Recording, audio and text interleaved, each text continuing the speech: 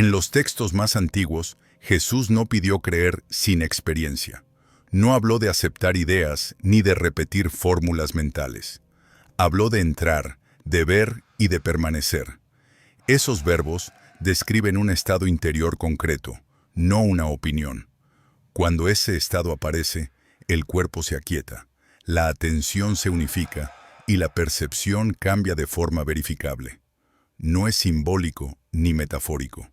Es una condición interna que se siente y se reconoce. Con el paso de los siglos, esa enseñanza práctica fue transformada en una exigencia mental: creer sin comprobar. Ese cambio no fue accidental. Permitió reemplazar una experiencia directa por una doctrina controlable. En los registros más antiguos, atribuidos a Jesús, la palabra creer no ocupa el lugar central que después asumió. Lo que aparece, de forma insistente, es una instrucción funcional: entrar. No se trata de aceptar una afirmación como verdadera, sino de realizar un movimiento interno. El lenguaje es operativo. Jesús habla como alguien que señala un proceso que puede ejecutarse, no como alguien que exige asentimiento intelectual. Cuando dice que el reino está cerca, no describe un evento futuro ni una promesa teológica. Está indicando una condición accesible en el presente. La cercanía no es espacial ni temporal, es interna. El acceso no depende de comprender un dogma, sino de adoptar un estado del ser. Por eso las frases no giran en torno a «piensa esto» o «cree aquello», sino a «entra», «permanece», «despierta», «observa». Son verbos de experiencia, no de ideología. Creer, en el sentido moderno, es un acto mental desligado del cuerpo. Se puede creer algo sin que nada cambie internamente. El ritmo corporal sigue igual. La respiración no se modifica. La atención continúa dispersa. En cambio, lo que Jesús describe implica una transformación inmediata y perceptible. El cuerpo responde. La mente se ordena. La percepción se vuelve más estable. Eso no ocurre por aceptar una idea, sino por entrar en una condición específica. Este punto es clave porque marca una diferencia radical entre enseñanza y doctrina. Una enseñanza práctica se verifica por sus efectos. Una doctrina se sostiene por autoridad. Cuando Jesús habla, no apela a su posición ni exige obediencia ciega. Señala un resultado y deja que la experiencia lo confirme. El que entra, ve. El que no entra, no ve. No hay premio ni castigo en esa lógica. Hay consecuencia directa. La insistencia posterior en creer surge cuando esa experiencia deja de ser central. Creer se vuelve un sustituto de entrar. Es más fácil pedir adhesión mental que guiar a alguien hacia un estado interno real. La creencia no requiere transformación corporal ni disciplina interior. Puede transmitirse de forma masiva y uniforme. La experiencia, en cambio, es individual, variable y difícil de controlar. En los relatos más antiguos, Jesús no separa lo espiritual de lo corporal. El acceso al reino no ocurre fuera del cuerpo, sino a través de él. Por eso habla de ojos que ven y oídos que oyen. No se refiere a órganos físicos aislados, sino a una capacidad de percepción que se activa cuando la persona entra en un estado de presencia. Esa activación no puede fingirse. Se siente, se nota, se verifica. Cuando la instrucción original se reduce a creer, algo esencial se pierde. La responsabilidad pasa del individuo a la institución. Ya no se trata de entrar y comprobar, sino de aceptar lo que se enseña. La experiencia directa deja de ser necesaria. Basta con asentir. Ese desplazamiento no ocurre de un día para otro, pero una vez establecido, redefine toda la práctica religiosa. Entender que Jesús no pidió creer sin experiencia cambia la lectura completa de sus palabras. No estaba fundando un sistema de creencias, sino transmitiendo una forma de acceso. No hablaba a la mente aislada, sino al ser entero. Su lenguaje apunta a un estado que puede reconocerse por sus efectos inmediatos. Cuando ese estado está presente, la persona comprende sin esfuerzo, actúa con claridad y responde de manera distinta. Por eso, en los textos más antiguos, la comprensión no se logra estudiando, sino entrando. No se alcanza acumulando ideas, sino ajustando la condición interna. La instrucción es simple pero exigente. No creas primero, entra primero. La verificación viene después. Y cuando viene, no depende de argumentos, sino de experiencia directa. El desplazamiento desde una práctica interior hacia una creencia mental no ocurrió de forma inmediata. Fue un proceso gradual, impulsado por la necesidad de traducir una experiencia directa en un sistema transmisible. Mientras Jesús hablaba a personas presentes, usando un lenguaje funcional que apuntaba a estados internos observables, sus palabras operaban en un contexto vivo. Había cuerpos, silencios, miradas, tiempos compartidos. En ese entorno, entrar tenía sentido porque podía demostrarse y acompañarse. Después de su muerte, ese contexto desapareció. Las comunidades crecieron, se dispersaron geográficamente y comenzaron a depender de relatos transmitidos por terceros. Lo que antes se enseñaba mediante guía directa tuvo que convertirse en explicación. Y toda explicación, cuando se separa de la práctica, tiende a volverse conceptual. Así comienza la transformación. Lo que era un estado se describe como una idea. Lo que era una experiencia se convierte en una afirmación. En ese punto, la palabra fe empieza a adquirir un significado distinto. Ya no designa una condición activa del ser, sino una postura mental frente a un contenido. Creer pasa a significar aceptar como verdadero algo que no se experimenta directamente. Este cambio no es solo lingüístico, es estructural. Una experiencia interior no puede estandarizarse fácilmente. Una creencia, en cambio, sí puede definirse, repetirse y evaluarse desde fuera. A medida que las comunidades se organizan, surge la necesidad de límites claros. ¿Quién pertenece y quién no? ¿Qué se acepta y qué se rechaza? La experiencia interior no sirve bien a ese propósito, porque no es visible ni medible desde la autoridad externa. No hay forma de comprobar si alguien ha entrado realmente en el estado del que hablaba Jesús. La creencia mental, en cambio, puede formularse en frases claras. Se puede preguntar si alguien las acepta. Se puede exigir adhesión. Este proceso se acelera cuando la enseñanza se encuentra con estructuras políticas y administrativas. Para una institución, es más funcional un sistema basado en afirmaciones que uno basado en estados internos.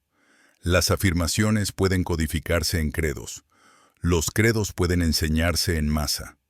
Los estados interiores requieren tiempo, acompañamiento y una transformación que no siempre es predecible. Así, la fe se redefine. Deja de ser una condición interna activa y se convierte en un requisito mental. Ya no se habla de entrar y verificar, sino de creer y obedecer. El énfasis se desplaza del cuerpo a la mente discursiva. La atención deja de dirigirse hacia la percepción interna y se orienta hacia la aceptación de un contenido externo. Este cambio también modifica la relación del individuo con la autoridad. Cuando la experiencia es central, la validación viene de dentro. La persona sabe si ha entrado o no porque lo siente. Cuando la creencia es central, la validación viene de fuera. La autoridad define qué debe creerse y evalúa la fidelidad del creyente. La experiencia personal pierde peso frente a la conformidad doctrinal. Es importante notar que este proceso no necesariamente se presenta como una traición consciente. En muchos casos, es una adaptación. Las primeras comunidades intentan preservar la enseñanza, pero lo hacen con las herramientas que tienen. Sin guía directa, recurren al lenguaje conceptual. Sin práctica compartida, enfatizan la adhesión. Con el tiempo, esa adaptación se solidifica y se presenta como la forma original, aunque ya no lo sea. El resultado es una fe desligada del cuerpo. Se puede creer intensamente, sin que la respiración cambie, sin que la atención se estabilice, sin que la percepción se modifique. La fe mental no exige transformación inmediata. Puede coexistir con agitación interna, miedo constante y contradicción corporal. En la enseñanza original, eso no es posible. El estado del que hablaba Jesús produce efectos claros y reconocibles. Cuando la fe se convierte en idea, también se vuelve vulnerable a la duda. Las ideas pueden cuestionarse, compararse, discutirse. La experiencia directa no necesita defensa, se sostiene por sí misma. Al perder la experiencia como base, la fe mental necesita ser protegida, explicada, reforzada. Surgen entonces discursos apologéticos, sistemas de interpretación y mecanismos de control. Este desplazamiento tiene consecuencias profundas. La práctica interior, al dejar de ser central, se vuelve opcional o secundaria. Se privilegia el aprendizaje de contenidos sobre el entrenamiento de la atención. La espiritualidad se intelectualiza. El acceso al reino, que antes se describía como inmediato y verificable, se pospone o se redefine como una recompensa futura. Comprender cómo nació la fe como idea mental permite ver que no se trata de una simple evolución natural, sino de una reconfiguración funcional. Lo que se pierde en el camino es precisamente aquello que Jesús señalaba como esencial: la entrada consciente a un estado interior específico.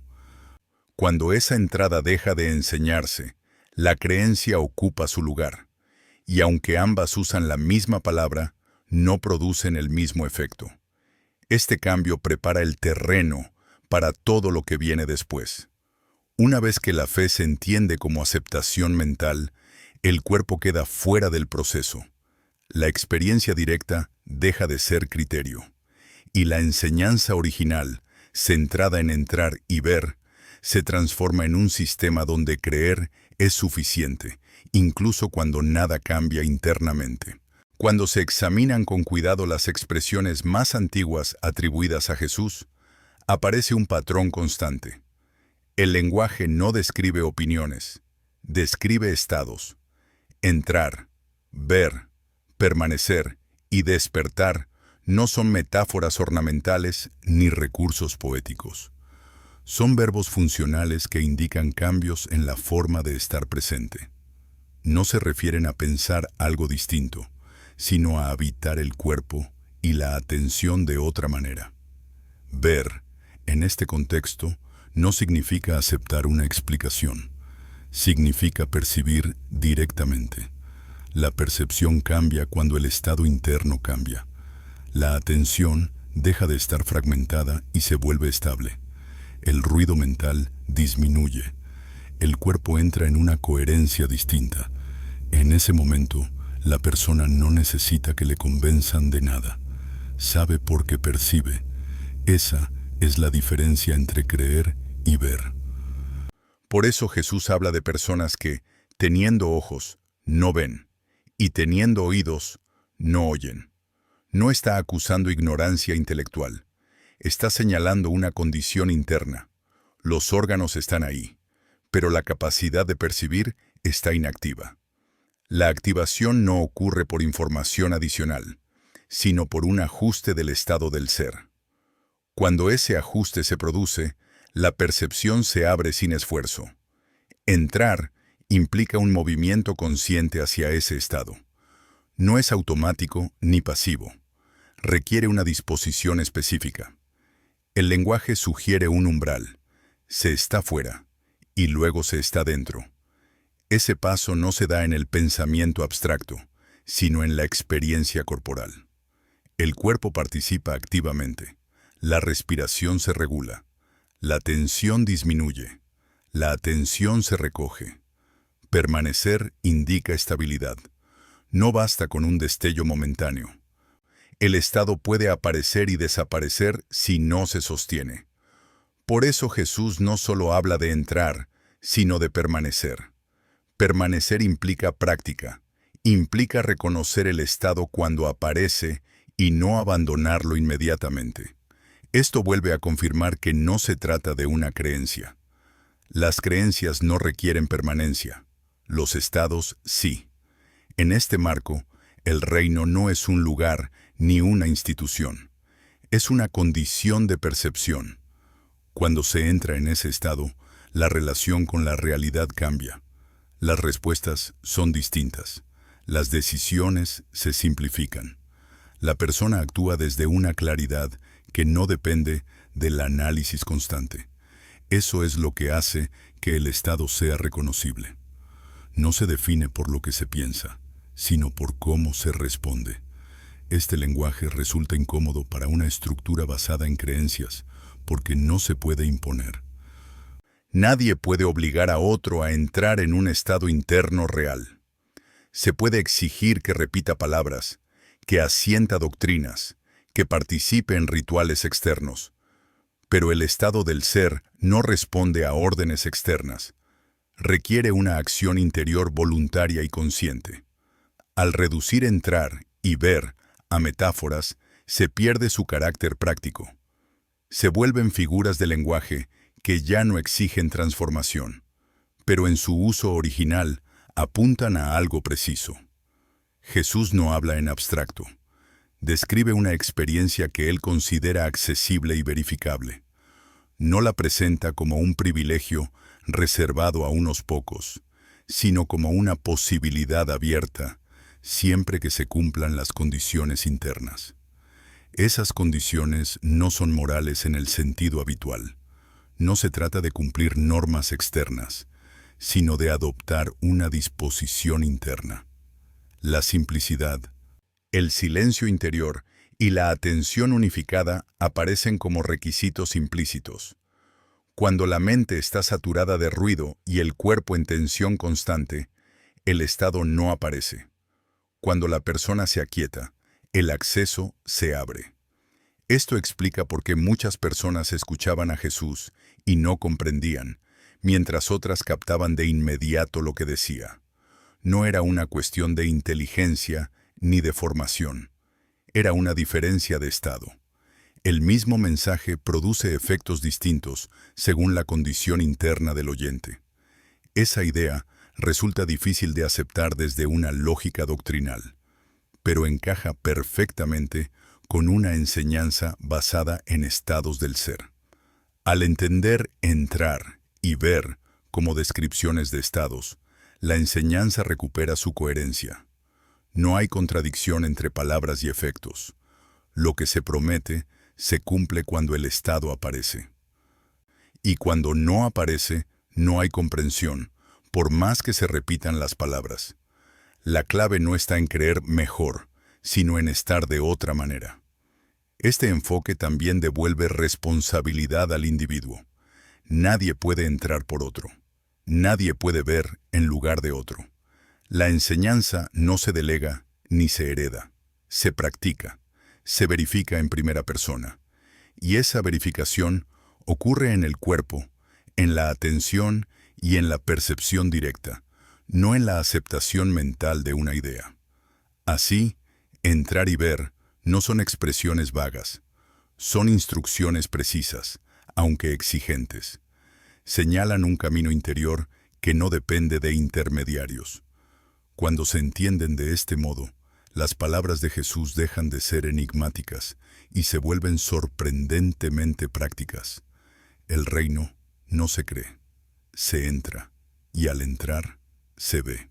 Hablar de un estado interior medible no implica recurrir a instrumentos externos ni a conceptos modernos.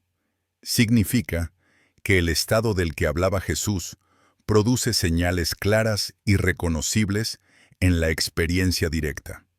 no es una idea subjetiva indefinida, sino una condición que se manifiesta de manera consistente en el cuerpo, en la atención y en la percepción. Cuando el estado está presente, algo cambia de forma concreta. La primera señal es la organización de la atención. En el estado ordinario, la atención está dispersa, salta constantemente entre estímulos y pensamientos.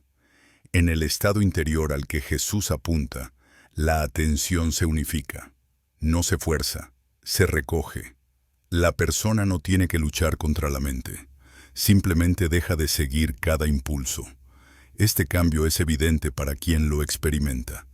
Se siente como una claridad estable, no como un esfuerzo tenso. La segunda señal es corporal. El cuerpo responde antes que la mente discursiva. La respiración se vuelve más profunda y regular. La tensión muscular innecesaria disminuye. El ritmo interno se desacelera. No es relajación pasiva ni somnolencia, sino una calma alerta. Este equilibrio es medible en el sentido más directo. Se siente con precisión. No depende de interpretaciones externas ni de creencias previas. La tercera señal es perceptiva. Cuando el estado aparece, la forma de percibir el entorno cambia. Los estímulos ya no saturan. Hay más espacio entre una percepción y la siguiente.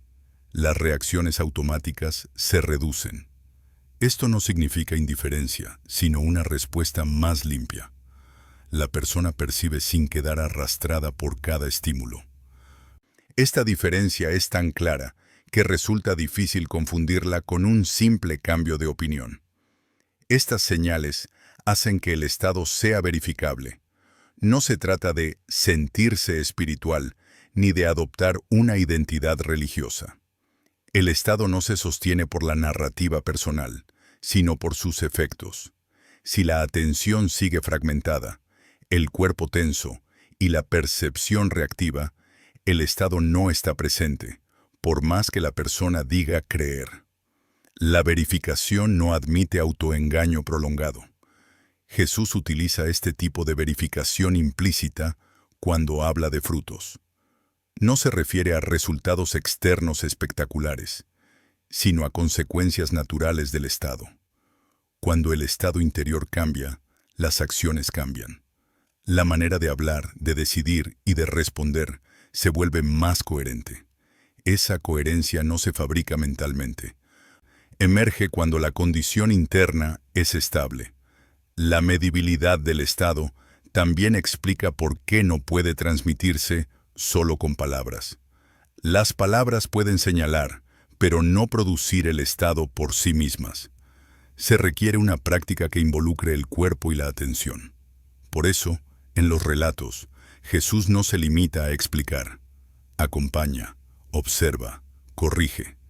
La enseñanza ocurre en presencia, no solo en discurso. Este enfoque contrasta con una fe entendida como creencia mental. La creencia no tiene indicadores internos claros. Se puede creer algo con intensidad y, aún así, permanecer en agitación constante. El cuerpo no ofrece confirmación. La atención no se ordena automáticamente. La percepción no se transforma. La creencia puede coexistir con estados internos contradictorios sin resolverse. En cambio, el estado interior del que hablamos no admite esa disociación. O está presente o no lo está. No depende de la voluntad de creer, sino de la capacidad de entrar y permanecer. Esto lo hace exigente, pero también honesto. No hay forma de fingirlo durante mucho tiempo. El propio cuerpo revela la verdad de la condición interna. Cuando Jesús insiste en la importancia de la experiencia, está señalando esta diferencia. No propone un sistema de pensamiento, sino un entrenamiento del ser. El entrenamiento se evalúa por sus efectos. Si no hay cambios observables, la práctica no se ha realizado o no se ha sostenido.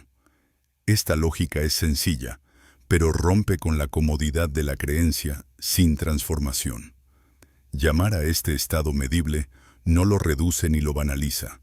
Al contrario, lo devuelve a la realidad concreta.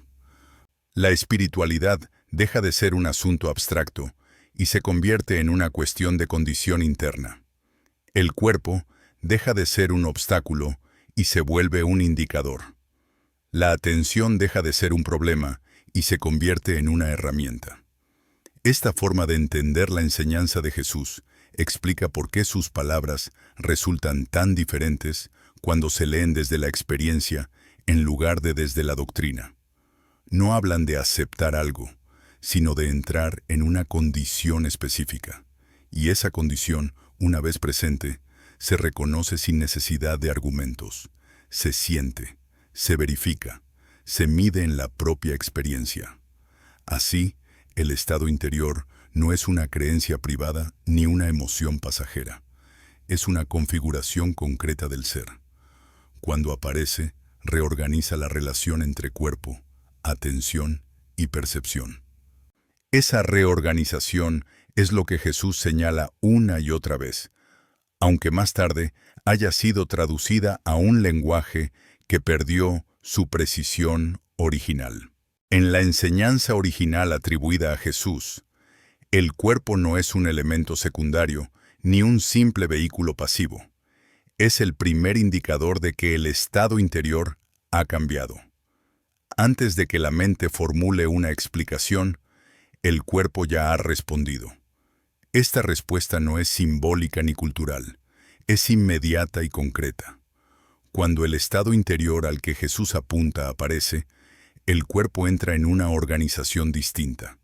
La respiración se vuelve más amplia y silenciosa.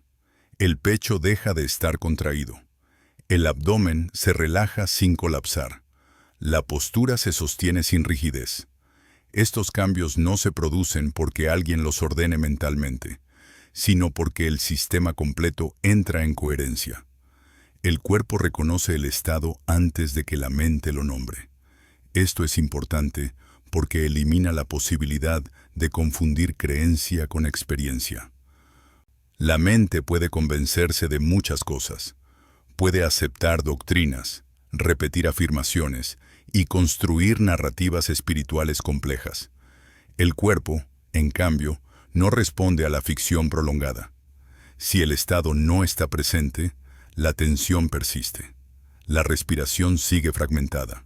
El ritmo interno continúa acelerado. El cuerpo no miente en ese sentido. Jesús parece apoyarse en esta evidencia corporal cuando habla de conocer por los frutos. El fruto no es una opinión correcta, sino un efecto real.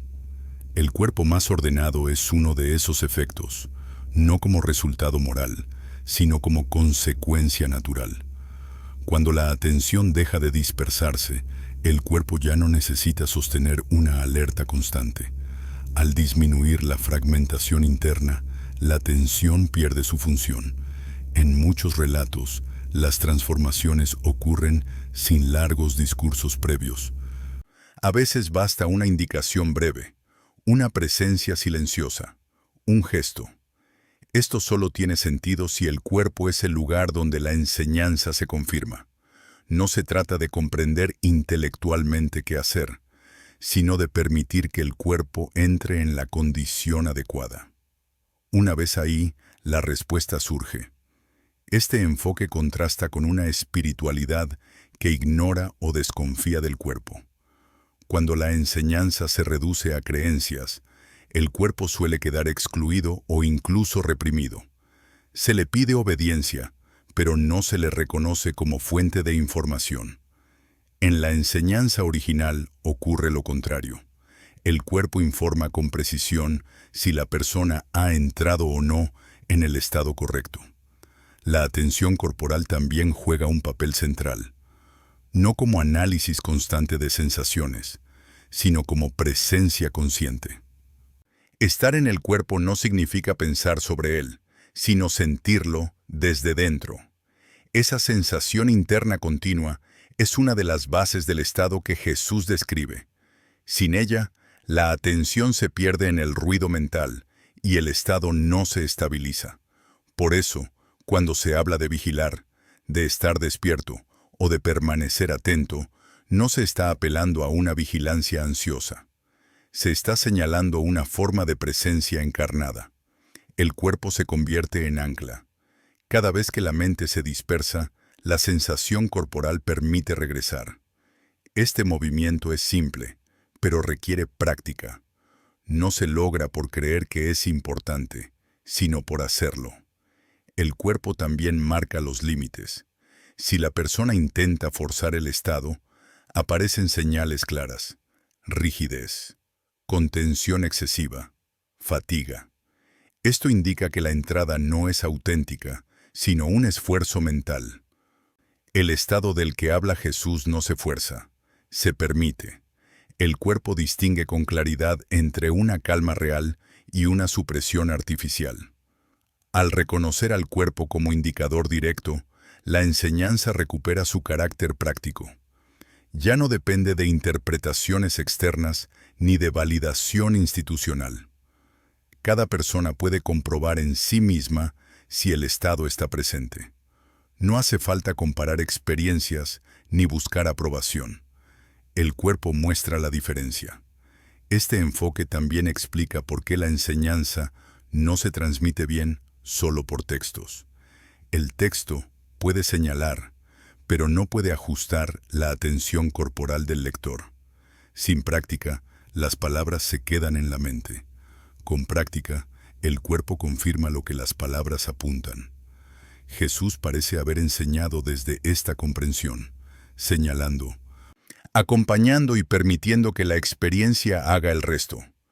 Cuando el cuerpo vuelve a ocupar su lugar como indicador, la espiritualidad deja de ser una abstracción.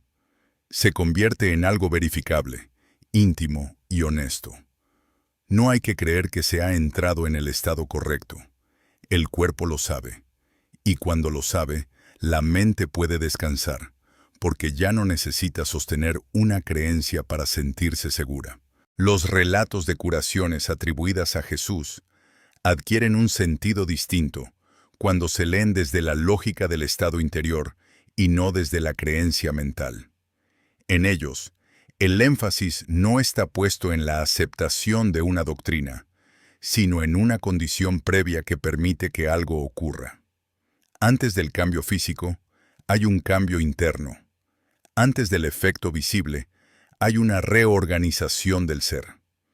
En muchos de estos relatos, Jesús no introduce explicaciones teológicas complejas. No desarrolla argumentos ni exige confesiones doctrinales detalladas. A menudo señala algo inmediato, directo, que apunta al estado de la persona. El foco no está en lo que la persona piensa, sino en cómo está. Esa diferencia es decisiva. La curación no se presenta como una recompensa por creer correctamente, sino como una consecuencia de una condición interna activada. Cuando se dice que alguien se levantó o recobró fuerzas, no se describe solo un resultado físico. Se describe un cambio global. El cuerpo responde porque el estado que lo sostenía ha cambiado. La tensión crónica, el miedo constante o la desorganización interna se aflojan. En ese momento, el cuerpo hace lo que naturalmente sabe hacer cuando deja de estar bloqueado. La curación no aparece como un acto mágico externo, sino como una liberación interna que se manifiesta corporalmente. Esto explica por qué, en algunos relatos, Jesús afirma que no pudo hacer mucho en ciertos lugares. No se trata de una limitación de poder, sino de una ausencia de condición adecuada. Cuando el estado interior no está disponible, el proceso no se activa. No basta con que alguien diga creer. Si el cuerpo sigue cerrado y la atención fragmentada, el estado no aparece y el efecto no se produce.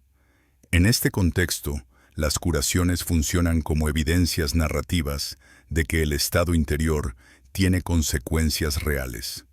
No son demostraciones para convencer a escépticos, sino confirmaciones para quienes participan del proceso. El énfasis no está en el espectáculo, sino en la transformación. Muchas curaciones ocurren de forma discreta, casi silenciosa, lo que refuerza la idea de que no se busca probar una doctrina, sino restaurar una condición. La frase «tu fe te ha salvado» adquiere aquí un significado preciso. No se refiere a una opinión correcta ni a una adhesión intelectual. Señala que la persona ha entrado en el estado adecuado. Esa fe no es una creencia, sino una activación. El uso del lenguaje es funcional. Describe una condición que permite que algo ocurra, no un mérito moral ni una postura ideológica. Desde esta perspectiva, las curaciones no dependen exclusivamente de Jesús como agente externo. Él actúa como catalizador, como alguien que reconoce el estado y lo sostiene. Pero el proceso ocurre en la persona. El cuerpo responde porque la condición interna ha cambiado. Esto devuelve agencia al individuo y refuerza la idea de que la enseñanza apunta a algo que cualquiera puede activar bajo las condiciones adecuadas. Cuando más tarde estos relatos se leen desde una teología de la creencia, el énfasis se desplaza. La curación se interpreta como prueba de autoridad divina o como confirmación de una verdad doctrinal. El estado interior desaparece del análisis. Lo que queda es el milagro como evento aislado. Al perder la lógica del estado, el relato se vuelve extraordinario pero menos instructivo. Sin embargo, en su forma más antigua, estos relatos funcionan como ejemplos prácticos. Muestran que cuando la condición interna cambia, el cuerpo responde. No garantizan resultados espectaculares, pero señalan una relación directa entre estado y efecto. Esa relación es coherente con todo lo que Jesús enseña sobre entrar, ver y permanecer. Leer las curaciones de este modo no las reduce. Al contrario, las vuelve más comprensibles y más exigentes. Ya no se trata de esperar una intervención externa, sino de reconocer la importancia del estado interior. El énfasis vuelve a estar en la experiencia directa y en la responsabilidad personal. No basta con creer que algo es posible. Hay que estar en la condición en la que puede ocurrir. Así, las evidencias narrativas no apuntan a una fe abstracta, sino a una práctica concreta. El cuerpo curado no es un símbolo teológico, sino un indicador de que algo interno se reorganizó. Y esa reorganización, según los relatos, es accesible cuando la persona entra en el estado que Jesús señaló una y otra vez, aunque más tarde se haya traducido como simple creencia. La expresión «tu fe» aparece repetidamente en los relatos atribuidos a Jesús, pero su sentido original se vuelve claro solo cuando se entiende como una condición activa y no como una creencia mental. Jesús no dice «mi poder te ha salvado», ni «la doctrina correcta te ha sanado». Señala algo que ocurre en la persona. Tu fe apunta a un estado que se ha activado, no a una idea que se ha aceptado. En el contexto original, esta expresión funciona casi como un diagnóstico. Indica que la persona ha entrado en la condición interna adecuada para que el proceso ocurra. No se trata de intensidad emocional ni de convicción intelectual. Muchas personas pueden creer con fuerza y, aún así, permanecer internamente desorganizadas. La fe de la que habla Jesús es otra cosa. Es una disposición interna estable que permite que el cuerpo y la atención respondan de forma coherente. Cuando Jesús utiliza esta frase, suele hacerlo después de que el efecto ya se ha producido. No la usa como instrucción previa, sino como reconocimiento posterior. Esto es significativo. No dice, si crees, entonces ocurrirá, sino esto ocurrió porque estabas en la condición adecuada. La fe no es una apuesta mental previa al resultado. Es la condición presente que hizo posible el resultado. Esta lectura explica por qué la misma expresión puede aplicarse a situaciones muy distintas. No describe un contenido específico que deba creerse, sino un estado que puede manifestarse en diferentes contextos.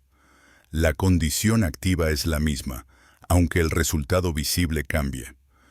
Esto refuerza la idea de que la enseñanza no gira en torno a qué pensar, sino en cómo estar. La condición a la que se refiere tu fe implica una atención unificada y una confianza corporal que no depende de garantías externas. El cuerpo deja de resistirse. La mente deja de interferir constantemente. Hay una apertura real. Esa apertura no se produce por repetición de afirmaciones, sino por una quietud interna que se sostiene el tiempo suficiente como para permitir el cambio. Desde una perspectiva doctrinal posterior, esta expresión se interpreta como elogio de la creencia correcta. Pero en los relatos más antiguos, no hay indicios de que Jesús esté evaluando ideas. No corrige formulaciones teológicas ni examina convicciones abstractas. Observa la condición de la persona.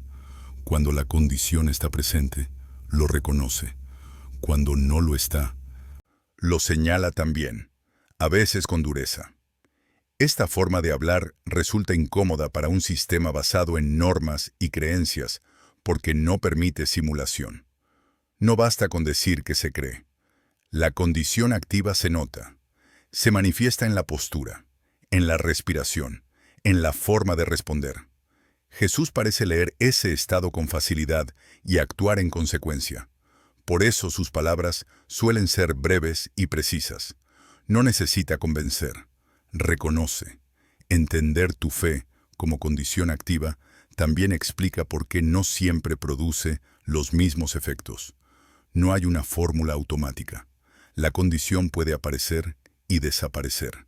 Puede ser parcial o inestable. Por eso Jesús insiste en permanecer, en vigilar, en no dispersarse. La fe, en este sentido, no es algo que se posee de una vez para siempre. Es un estado que se activa y se sostiene mediante práctica. Cuando esta expresión se reduce a una creencia mental, pierde su función original. Se convierte en un juicio moral o en un requisito doctrinal. La persona pasa a preguntarse si cree lo suficiente, si su fe es fuerte o débil, sin referencia clara a su estado corporal y atencional. El foco se desplaza de la experiencia a la autoevaluación mental, lo que suele generar más tensión que claridad. En su uso original, tu fe no genera ansiedad. Simplemente describe una condición presente. Si está, se reconoce. Si no está, se trabaja para activarla. No hay culpa ni mérito en ese reconocimiento. Hay honestidad funcional. La enseñanza apunta a algo que puede verificarse aquí y ahora, no a un ideal abstracto que deba sostenerse con esfuerzo psicológico. Así, la expresión deja de ser un eslogan religioso y recupera su precisión. Tu fe no es lo que piensas sobre algo, es cómo estás. Es la condición interna desde la cual percibes y respondes. Cuando esa condición se activa, el efecto se produce de manera natural. Y cuando no, ninguna creencia, por intensa que sea, puede sustituirla. Si la enseñanza de Jesús hubiera sido simplemente creer, no habría sido necesario transmitir prácticas. Bastaría con repetir una afirmación y aceptarla mentalmente. Sin embargo, en los relatos más antiguos aparece otra cosa, indicaciones concretas que afectan la atención, el cuerpo y la forma de estar presente. No son rituales complejos ni sistemas cerrados, sino acciones simples que apuntan directamente al estado interior. Una de las prácticas más claras es el silencio interior. Jesús se retira, guarda silencio y enseña a hacerlo, no como evasión, sino como condición. El silencio no es ausencia de palabras externas, sino aquietamiento interno. Cuando la mente deja de reaccionar de forma automática, el estado puede aparecer. Este silencio no se logra creyendo que es importante, sino practicándolo de manera directa y sostenida. Otra práctica fundamental es la atención vigilante. Jesús habla de velar, de estar despierto, de no dormirse interiormente. Esta vigilancia no es tensión ni control rígido, es presencia continua. La atención se mantiene en el momento, en el cuerpo, en lo que ocurre ahora. Cada vez que se dispersa, se regresa. Este retorno constante es una práctica en sí misma. Con el tiempo, estabiliza el estado. También aparece el uso consciente de la respiración, aunque no se formule en términos técnicos. El ritmo de retirada, de recogimiento y de pausa indica una regulación natural de la respiración. Cuando la respiración se calma, el cuerpo sigue. Jesús parece conocer esta relación de forma empírica. No la teoriza, la utiliza. La calma corporal no es un fin, sino un soporte para la atención. El gesto de apartarse del ruido, de buscar lugares solitarios, cumple la misma función. No se trata de huir del mundo, sino de reducir estímulos para que la atención pueda reorganizarse. Cuando el entorno se simplifica, el estado se vuelve más accesible. Esta práctica muestra que el estado no depende de información adicional, sino de condiciones adecuadas. Jesús también insiste en la simplicidad, no como virtud moral, sino como estrategia práctica. Una mente saturada de preocupaciones no puede entrar fácilmente en el estado que describe. Al simplificar, al soltar lo innecesario, la atención se libera. La práctica no es acumular, sino quitar. No añadir creencias, sino reducir interferencias. Estas prácticas tienen algo en común. No requieren creer en nada previo. Se realizan y se observa el efecto. Si el efecto aparece, la práctica es válida. Si no, se ajusta. No hay dogma en ese proceso. Hay experimentación directa. Esta lógica es coherente con una enseñanza basada en estados y no en ideas. Con el tiempo, muchas de estas prácticas se ritualizan o se moralizan. Se convierten en obligaciones externas o en símbolos. Al perder su función original, dejan de producir el estado. Se cumplen, pero no se viven. Jesús, en cambio, las utiliza como medios directos. No las presenta como fines en sí mismas, sino como soportes para entrar y permanecer. La transmisión original de estas prácticas parece haber sido oral y contextual. Se ajustaban a la persona y al momento. Esto explica por qué no aparecen sistematizadas como un manual. No se trata de técnicas rígidas, sino de principios aplicados con discernimiento. El criterio no es la corrección formal, sino el efecto interno. Cuando estas prácticas se leen desde una fe entendida como creencia, pierden su sentido. Se interpretan como símbolos de obediencia o como expresiones culturales. Pero leídas desde la lógica del estado interior, recuperan su coherencia. Son herramientas sencillas para ajustar la condición interna hasta que el estado aparece. Así, Jesús no enseña a creer mejor, sino a estar de otra manera. Sus prácticas no apuntan a convencer a la mente, sino a organizar el ser. Cuando se practican con esa intención, el estado se manifiesta sin necesidad de argumentos. Y cuando se manifiesta, la comprensión llega sola, porque ya no depende de creer, sino de ver desde dentro. El cambio del mensaje no ocurrió porque la enseñanza de Jesús fuera confusa, sino porque era difícil de institucionalizar. Un estado interior no puede controlarse desde fuera. No puede medirse con normas externas ni garantizarse mediante obediencia formal. Cada persona debe entrar por sí misma, y ese proceso no es uniforme ni predecible. Para una estructura religiosa en expansión, esto representaba un problema práctico. Una institución necesita criterios claros de pertenencia, transmisión y autoridad. La experiencia interior no ofrece ninguno de esos elementos de forma estable. No hay manera de verificar desde fuera si alguien ha entrado realmente en el estado del que hablaba Jesús. En cambio, una creencia sí puede formularse, enseñarse y evaluarse. Basta con declarar adhesión a una idea para ser reconocido como miembro. Ese desplazamiento facilita la organización, pero altera el contenido original. Al convertir la enseñanza en doctrina, el foco se mueve del estado al pensamiento. La responsabilidad ya no recae en la experiencia personal, sino en la aceptación de un marco interpretativo. Esto permite una transmisión masiva y uniforme. Todos pueden repetir lo mismo, aunque nadie lo viva del mismo modo. La coherencia institucional se preserva, pero la práctica interior se diluye. Este cambio también fortalece la autoridad central. Si la verdad se define como un conjunto de creencias, alguien debe custodiar su formulación correcta. La experiencia directa deja de ser criterio y se vuelve sospechosa, porque no pasa por el filtro institucional. Poco a poco, lo que antes era una invitación a entrar se transforma en una obligación de creer. El acceso directo se sustituye por mediación. Además, una enseñanza basada en estados interiores produce individuos autónomos. Quien verifica por sí mismo no depende tanto de interpretaciones externas. Para una institución, esa autonomía es difícil de manejar.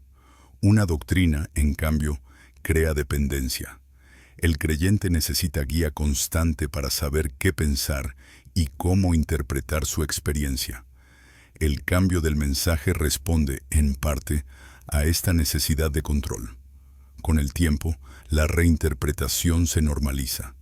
Las generaciones posteriores reciben la doctrina ya establecida y la consideran original. El lenguaje de entrar, ver y permanecer se reinterpreta simbólicamente o se proyecta a un futuro abstracto. El estado interior, que era inmediato y verificable, se desplaza a una promesa diferida. Creer se vuelve suficiente porque la verificación ya no se espera en el presente.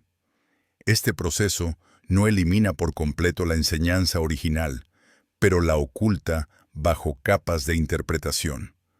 Fragmentos de la lógica del Estado siguen apareciendo, pero desconectados de su función práctica. Sin el contexto adecuado, se leen como expresiones piadosas en lugar de instrucciones operativas. La experiencia directa deja de ser el centro y se convierte en excepción. Entender por qué se cambió el mensaje no requiere atribuir intenciones maliciosas individuales. Basta con observar la dinámica entre experiencia y estructura. Una práctica interior es difícil de gobernar. Una creencia lo es mucho menos. La transformación del mensaje responde a esa diferencia. Lo que se pierde es la claridad funcional de la enseñanza. Lo que se gana es estabilidad institucional. Este cambio explica por qué, siglos después, muchas personas creen sin experimentar y practican sin verificar. La enseñanza se volvió mental y el cuerpo quedó fuera. Recuperar el sentido original no implica rechazar toda tradición, sino reconocer que el núcleo no era creer algo, sino entrar en una condición específica del ser. Ese núcleo sigue ahí, aunque haya sido cubierto por la doctrina. Si se observa el recorrido completo, la conclusión es clara y directa. Jesús no construyó una enseñanza basada en la aceptación de ideas, sino en la activación de un estado interior concreto. No pidió creer primero para luego experimentar. Invirtió el orden. Primero entrar, luego ver. Primero la condición, después la comprensión. La experiencia no era el premio de la fe, era su fundamento. Creer, entendido como adhesión mental, no garantiza ningún cambio real. Puede sostenerse durante años sin que el cuerpo se aquiete, sin que la atención se ordene, sin que la percepción se transforme. El estado del que hablaba Jesús, en cambio, no permite esa disociación.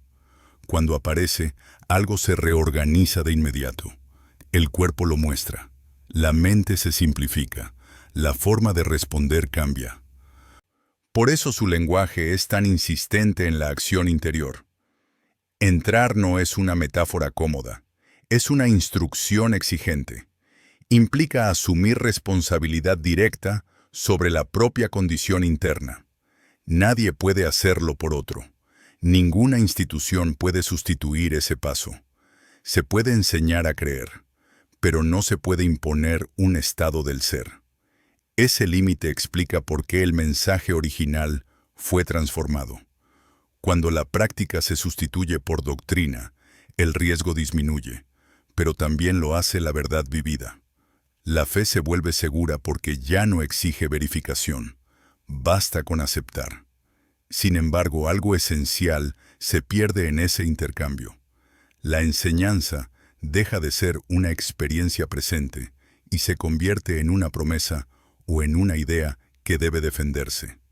Volver al núcleo no requiere rechazar todo lo que vino después, pero sí requiere honestidad. La invitación original no era mental, era corporal, atencional y verificable. Jesús habló a personas concretas, en situaciones concretas, señalando un estado que podía reconocerse sin intermediarios. Ese estado no depende de cultura, época ni doctrina. Depende de cómo se está. La frase final no es un eslogan, es una síntesis funcional. No creas primero. Entra primero. Observa el cuerpo. Observa la atención. Permanece. Si el estado aparece, la comprensión llegará sin esfuerzo. Y si no aparece, ninguna creencia, por sincera que sea, puede reemplazarlo. En esa simplicidad reside la fuerza de la enseñanza original. No promete certezas mentales, sino claridad interna. No exige adhesión, sino presencia. No se sostiene por autoridad, sino por experiencia directa. Jesús no pidió que se le creyera. Señaló un acceso. La responsabilidad siempre fue del que escucha. Entrar o no entrar. Ver o no ver. Esa elección, silenciosa y concreta, sigue siendo la misma.